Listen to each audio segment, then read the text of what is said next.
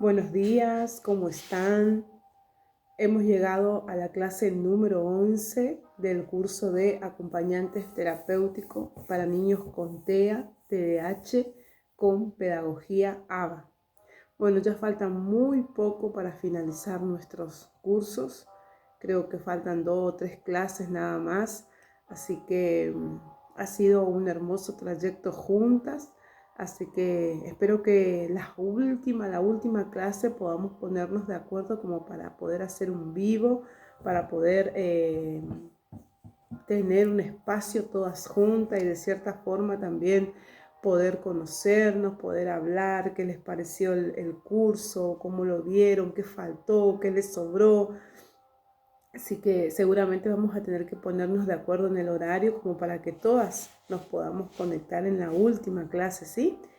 Bueno, hoy vamos a hablar, teniendo en cuenta el PowerPoint que ya le mandé temprano, vamos a hablar acerca de lo que tiene que ver con respecto a los aspectos técnicos legales. Un tema no menor, no menos importante que los demás temas abordados anteriormente, porque esto tiene que ver de cierta forma con la ley del acompañante terapéutico. Creo que en varias oportunidades yo les había explicado que todos los acompañantes terapéuticos tenemos nuestra ley que debemos conocerla, que debemos saber cuáles son, y más si vamos a ingresar en una institución. En algunas partes de la Argentina, en algunas provincias, todavía desconocen la ley del acompañante terapéutico. Por eso es bueno que nosotros podamos, de cierta forma, podamos conocerla, podamos saber, porque es lo que va a cubrir de manera legal nuestro trabajo. Así que el tema de hoy se llama así: aspectos técnicos legales. Y en lo que tiene que ver con el rol del acompañante terapéutico, justamente es esto de que para empezar, para el inicio, tiene que ver con una intervención directa con el paciente. Recuerden que el trabajo del acompañante terapéutico es un trabajo personalizado, ¿sí? Entonces voy a trabajar directamente con ese niño y nada más que con ese niño. Me voy a sentar. Esto está explicando un poco lo que tiene que ver el trabajo del acompañante terapéutico en el contexto escolar, que por ahí es donde uno más debe dominar el tema de las leyes. Si bien no que no sea importante en el domiciliario, porque en el domiciliario también tenemos que saberlo como para, por si fuera necesario, tener que explicárselos a los tutores o a las personas que nos contratan. Nosotros llevamos a cabo un trabajo interdisciplinario, el cual también es importante que lo sepamos para poder trabajar. O sea, no solamente trabajamos con el niño, o no solamente rendimos nuestra información o nuestros informes al tutor o a las personas que lo contratan. Como también tenemos un trabajo interdisciplinario, estamos preparados profesionalmente para poder trabajar con el docente del niño, con el estimulador temprano del niño, si es que estamos hablando de un niño que sea menor de 6 años, para poder trabajar con el doctor, acuérdense que somos los mediadores, pero también hacemos un trabajo interdisciplinario. Hay lugares donde que tienen gabinete psicopedagógico y también se trabaja con lo que tiene que ver con el asistente social, con el psicólogo, con todos estos profesionales, lo cual es importante saber y poder trabajar y hacer un equipo interdisciplinario con ellos. Y en este caso, amerita decir, lo que nos convoca en este curso es que nosotros estamos aplicando la estrategia ABA. En el marco legal, vamos a hablar de la ley de salud mental. Vamos a hablar de los derechos del paciente y de la confidencialidad. Cuando tiene que ver con lo que es la ley de salud mental, el cual es esta ley también debemos conocerla. Debemos saber cuál es la ley de salud mental, porque tal vez no siempre vamos a trabajar con niños que tengan TEA o TDAH. A lo mejor algunas de ustedes en algún momento van a tener o van a querer desplayarse un poco por lo que tiene que ver con otro tipo de patología o otro tipo de condiciones en donde se los ubica dentro del marco de la ley de salud mental. Recuerden que nuestro primer concepto en cuanto a nuestras funciones es que somos agentes de salud, como ya lo hemos explicado en clases anteriores. ¿Y cuáles son los derechos del paciente? Y en esto, no, si bien no está acá en el PowerPoint, pero no tiene que ver solamente en esto de lo que es el derecho del paciente, sino también tiene que ver cuáles son mis derechos como acompañante terapéutico. Por eso es importante todo el tiempo que sepamos a dónde comienzan nuestros derechos y a dónde terminan. Y en esto que tiene que ver con la confidencialidad, que es muy importante para cualquier profesional, sea cual sea la profesión, el derecho a la confidencialidad. No tenemos por qué ir a andar divulgando lo que le pasa a mi paciente, no tengo por qué estar contando. Uno por ahí lo puede como, de cierta forma, como conversar o hablar, como para pedir ayuda o algún consejo con otro colega tal vez, pero con un colega que también a mí me genere confianza y que yo sepa que no va a salir de esa conversación. Y tal vez si es mejor sin dar nombres ni apellido, porque a veces uno cuando recién es nuevo como que le cuestan muchas cosas hasta que con los años va adquiriendo un poco más de práctica, de praxis, entonces sabe mejor cómo desplayarse o cómo manejarse de manera individual. Entonces, tenemos que tener en cuenta que tenemos el derecho a la confidencialidad. El paciente también tiene ese derecho a la confidencialidad y eso también hace a nuestra ética profesional. Después hablamos acerca de lo que tiene que ver con el consentimiento informado y vamos a encontrar 3 pautas. Primero, la autorización de los padres o tutores, la explicación del tratamiento y el derecho a rechazar.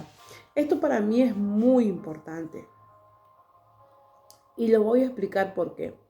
Si vamos a trabajar con menores de edad, tenemos que tener la autorización primero de los padres o tutor.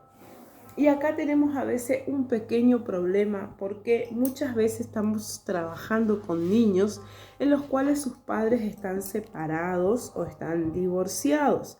Cuando los padres por ahí están juntos en un mismo matrimonio, viven bajo el mismo techo, no ocurren mayores problemas, pero sí me ha pasado escuchar, nunca me pasó en lo personal al tener que acompañar a un niño, pero sí me he escuchado anécdotas, por ejemplo, de que los padres están separados y hay veces que es la madre quien contrata los servicios de un acompañante terapéutico y nos encontramos que el padre no está de acuerdo, ya sea o porque no quiere pagar al acompañante o porque, o sea, los problemas internos que por ahí ellos mismos acarrean de cierta forma después impacta al acompañante porque cuesta entre ellos mismos el poder ponerse de acuerdo, a no ser que en pos de que el niño salga adelante y viendo la necesidad del niño, dejan a un lado sus problemas personales para que este niño reciba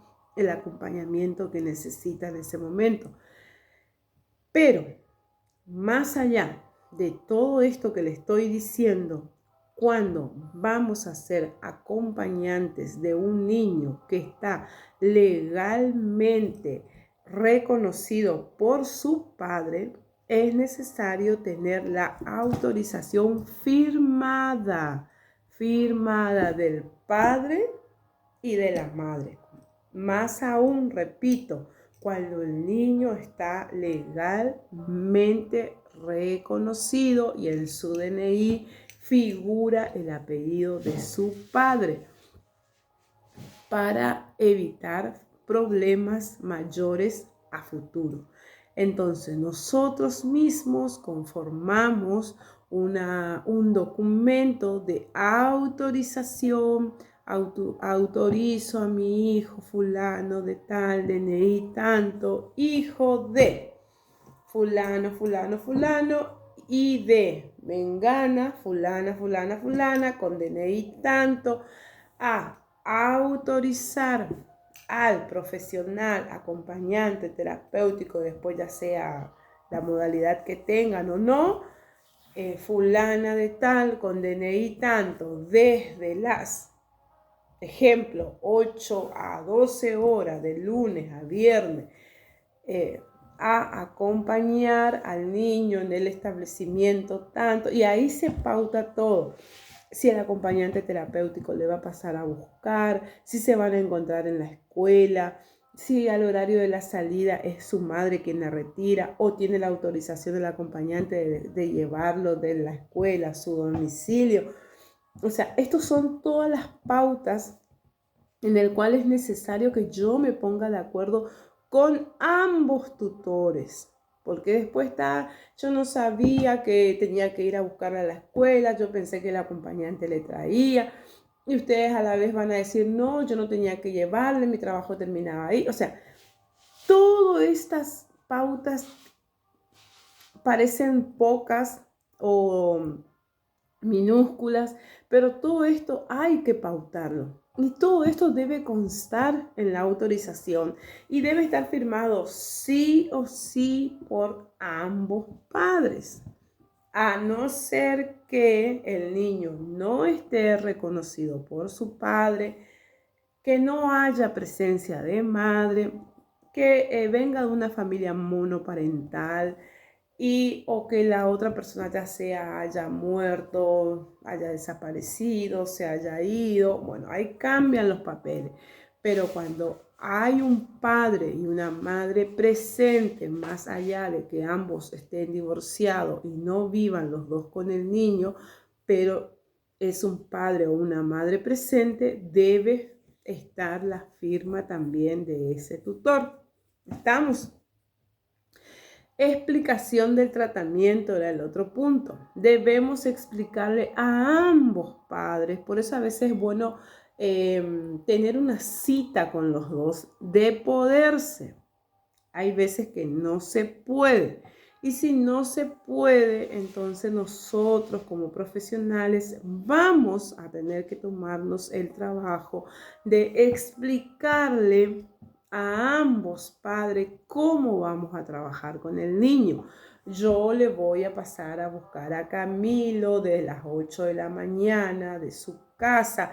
¿En qué le voy a pasar a buscar? Caminando, en bicicleta, en moto, en auto, o si vieran la ciudad, por ejemplo, o ustedes me van a pagar el Uber, me van a pagar el taxi, o ustedes me van a dar el dinero para cargar combustible a mi moto, a mi auto. O sea, de todo esto se habla.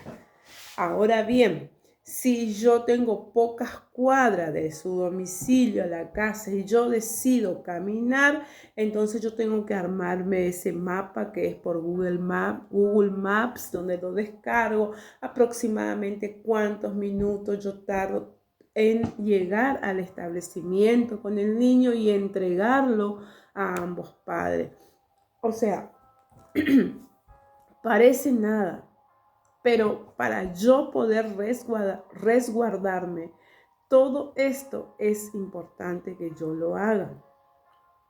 Necesito realizarlo porque uno nunca sabe si pudiera llegar a tener un tipo de accidente o pudiera llegar a algún tipo de percance en el camino, y yo necesito estar protegida con todas estas documentaciones legales, y siempre todo esto es por duplicado.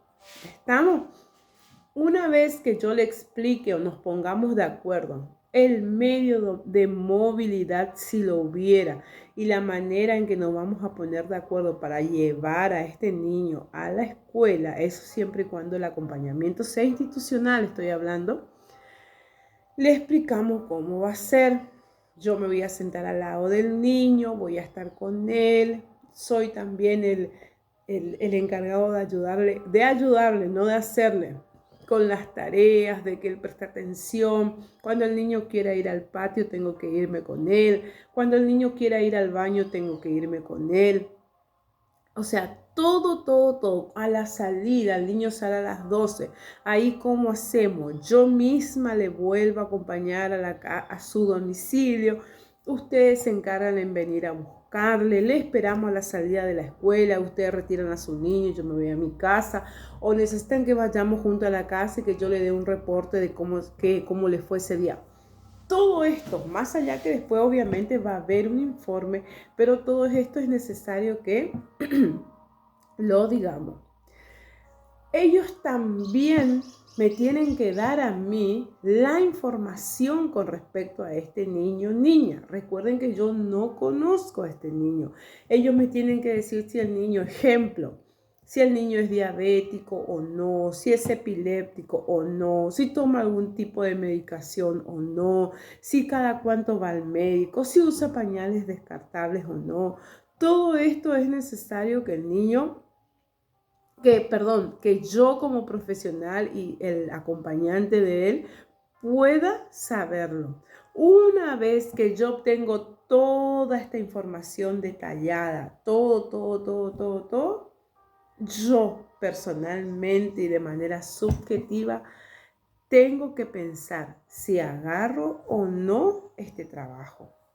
Hay veces que todos, todos nosotros somos personas que en algún momento de nuestras vidas tal vez hemos pasado por un tipo de proceso, ya sea una pérdida, ya sea o que estemos embarazadas, por ejemplo, o que hayamos pasado por alguna situación difícil y muchas veces todavía internamente nos cuesta sanar. Pero también vemos la necesidad que tenemos de poder trabajar. Si yo creo que no me voy a sentir cómoda trabajando con este niño o niña, y ojo, que hay niños que por ahí tienen esta condición de TEA y que son violentos y no es un buen trabajo cuando una mujer está embarazada, justamente por lo que este niño es violento. Entonces a veces conviene esperar, tener familia o rechazar primero el trabajo y más aún si no conocemos al paciente, si lo vamos a conocer ahora. Lo que quiero decir con todo esto es que nosotros como acompañantes terapéuticos tenemos el derecho a rechazar un trabajo si no nos sentimos cómodos. ¿Está? Sigamos. Después viene lo que dice confidencialidad. Dentro de la confidencialidad está la protección de los datos personales, está la ética profesional y los límites legales. En esta protección de datos personales, yo tengo que proteger todos los datos de mi paciente. Yo no puedo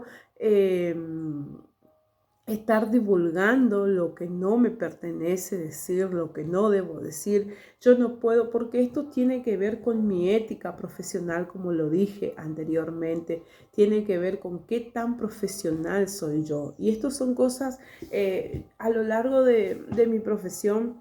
Yo muchas veces he escuchado de colegas, por ejemplo, que en una reunión de amigas, en un mate, en un café, han hablado, por ejemplo, de sus pacientes. Y esto está mal, porque esto es faltar a la ética profesional, esto es faltar a la protección de datos personales, es faltar a la confidencialidad. Y en dos sentidos está mal. Nosotros, uno, no podemos estar hablando porque no nos pertenece, no es nuestra historia, sino que es la gente que nos dio un laburo, que nos dio un trabajo. Y tampoco podemos ser partícipes de conversaciones como tales. Yo creo que la mejor manera es tener carácter, tener esa actitud y esa aptitud de levantarnos e irnos cuando comienzan a hablar ellos mismos de sus pacientes. Porque si no, como que nos volvemos cómplices también de lo que se dice. Y nosotros debemos ser honestos, ¿sí? Debemos ser, porque si fuera al revés, si fuéramos nosotros los pacientes, no nos gustaría para nada que estén divulgando todos nuestra confidencialidad o lo que tiene que ver con nuestros datos personales. Y todo esto es parte de los límites legales también. Después, la responsabilidad profesional. En la responsabilidad profesional tenemos cumplimiento del rol, registro de observaciones y trabajo supervisado.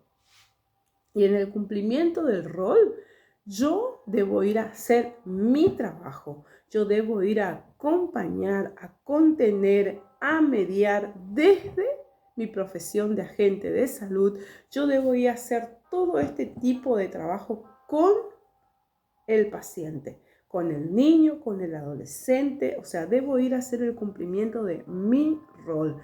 Debo llevar un registro de intervenciones. Recuerden ustedes que nosotros hacemos informes, que el informe es el pan nuestro de cada día del acompañante terapéutico, según para quién trabajamos, como ya lo he explicado. Si trabajamos para una obra social, hay obra social que piden informes mensuales. Hay otros que piden quincenales, hay otros que piden semanales.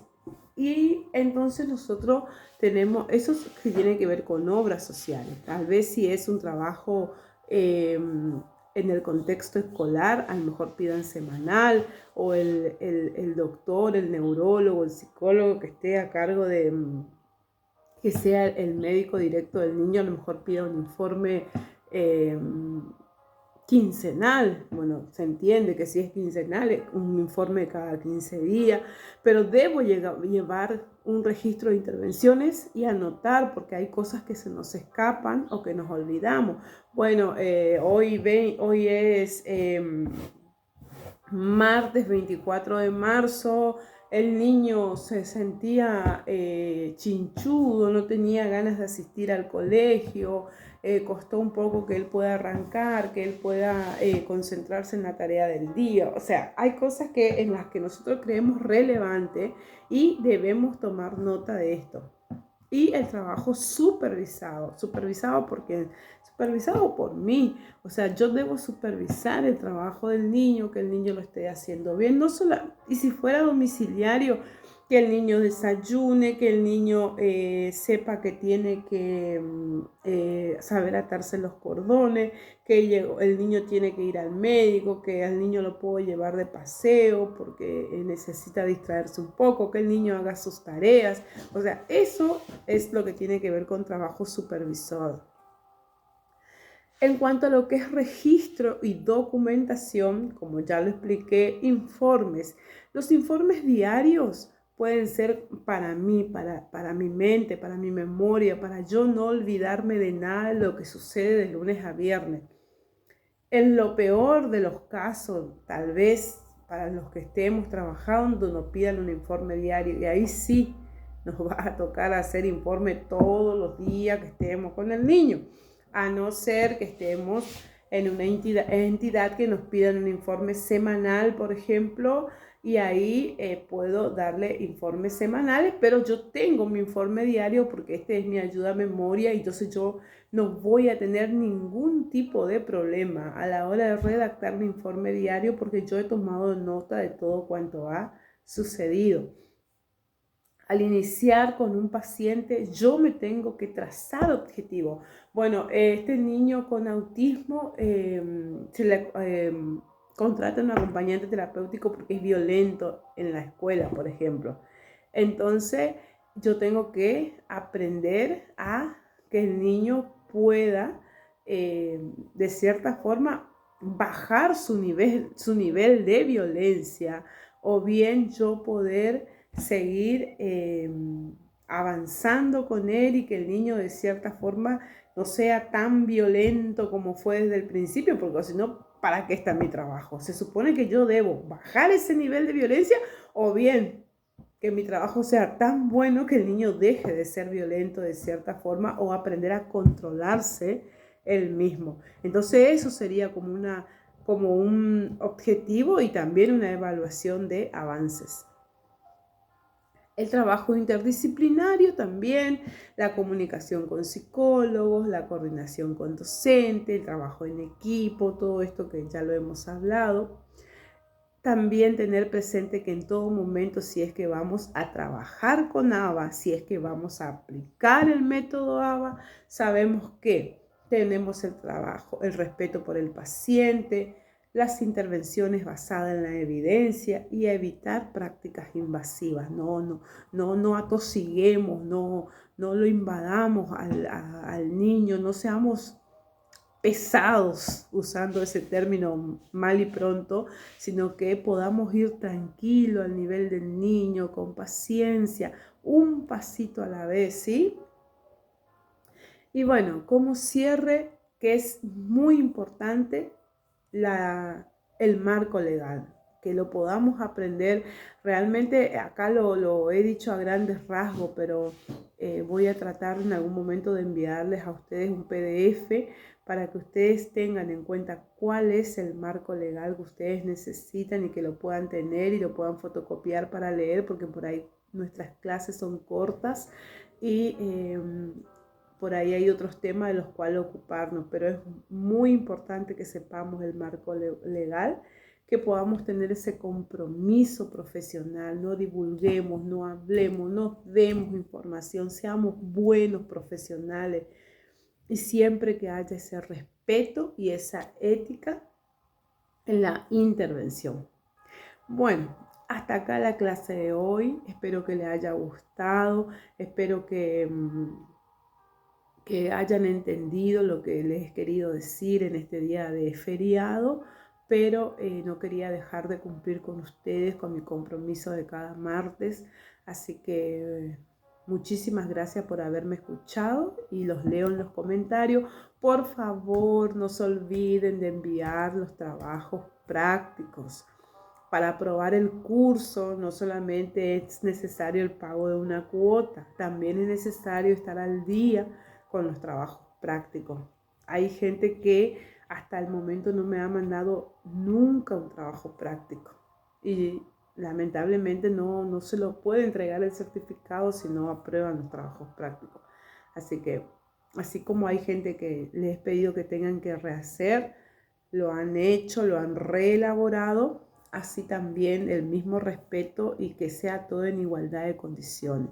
Trabajos prácticos, cuotas, y así todos salimos ganadores y la regla es igual para todos. Así que bueno, nos vemos la próxima y los leo en los comentarios. Que tengan buen martes.